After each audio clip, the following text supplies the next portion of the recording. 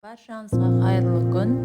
Менің каналыма қош келдіңіздер. Бүгін сіздермен осындай керемет ресторандағыдай тамақ пісіретін боламын.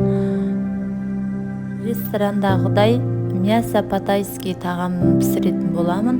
Міндетті түрде видеоны соңына дейін көріп, лайк басып, комментарий жазуды ұмытпаңыздар. Көріп тұрғаныңыздай мен 500 грамм ет алдым. Жылқының еті. Қандай ет болса да жарай береді. Қойдікі болсын, сиырдікі болсын, осылай жіңішке қылып турап аламыз. Өйткені тез дайындалатын тамақ болғандықтан піспей қалуы мүмкін. Болгар борщымызды осылай үрлеу қылып турамыз. Ол үшін әдемі көріну үшін осылай алып турап аламыз.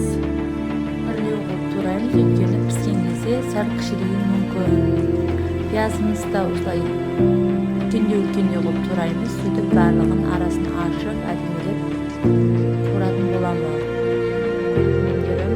Менің каналымның арғырай дамуына және де арғырай қазақша каналдардың өсуіне өз үлестеріңізді қосып, маған тіркеліп лайк басып ұмытпаңыздар. Осылай қиярымызды үлкендеу турап аламыз. Майымызға, жарты кесе майымызға осылай етімізді салып, қызарғанша жасқап туратын боламыз.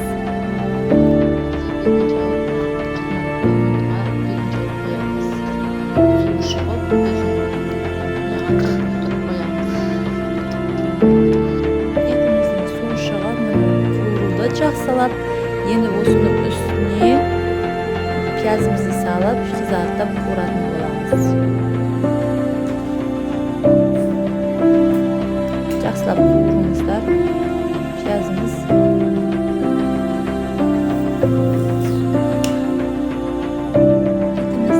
Етіміз жұмсақ болып пісу үшін бір кесе суымызды құямыз. Тағы да бір 10 минутқа бетін жауып бұқтырып қоямыз. Міне біздің пиязымыз жақсылап қуырылды. Енді тураған қиярымызды саламыз.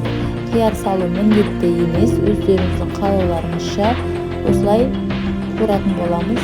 Енді қуырылып болды біздің қиярымыз.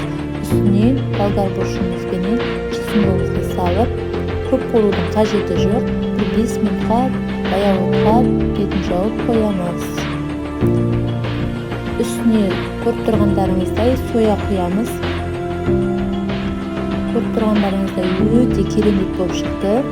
Видео міндетті түрде жасап көріңіздер. Бетін жауып 5 минутқа қалдыратын боламыз. Осылай ыдысымызға майымызды құйып, осыған күріш қуыратын боламыз. Күріштің мөлдір болған деп тазалап 5-6 мәрте жуып аласыздар. Сөйтіп осыған шашыраңқы керемет күрішті гарнир дайындайтын боламыз. Өз қалауларыңызша қандай гарнир дайындасаңыздар да бұл тамақта көбінесе күрішпен ұсынып жатады. Өз қалауларыңызша гарнир дайындауға болады. Менің күрішім мұны көріп тұрғандарыңызда қуырып болды. Сәл қуырсаңыздар жеткілікті. Оны су құйып, тұз салып, үстіп бұқтырып қоятын боламыз. Ресторандағыдай мясо по-тайски тамағымыз дайын болды. Өте керемет болып шықты. Міндетті түрде жасап